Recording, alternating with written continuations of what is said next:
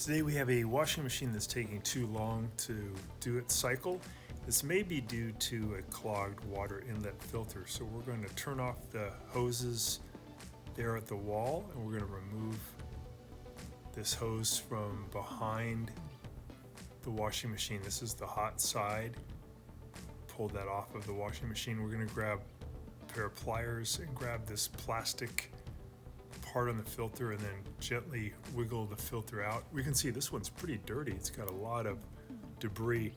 Using an old toothbrush and some water to get all the sediment debris out of there. That's just stuff that comes in over the years. It's pumped in with the water and the filter prevents it from getting into the washing machine, but eventually it covers so much of the filter that only maybe 10% of the water is getting through, and it takes way too long for the cycle to go because it takes so long for the washing machine to fill up.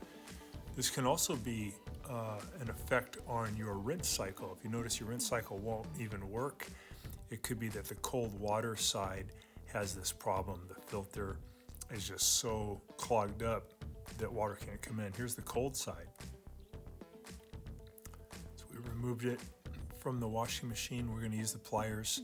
We're going to grab that filter, pull it out, and this one is clogged a little bit, not as bad. We use the same procedure. We just use a toothbrush and some water and get that all off. And then you want to get that really clean. You want to make sure there's no debris left on it, and then just push it back in as far as it'll go.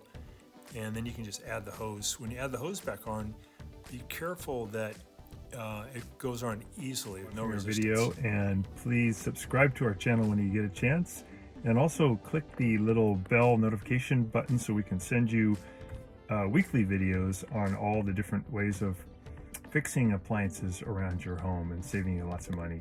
So thanks again for watching, and please also press the like button for our video if this was helpful to you. Feel free to contact me at the email listed below, which is scottthefixitguy@yahoo.com, with any of your questions.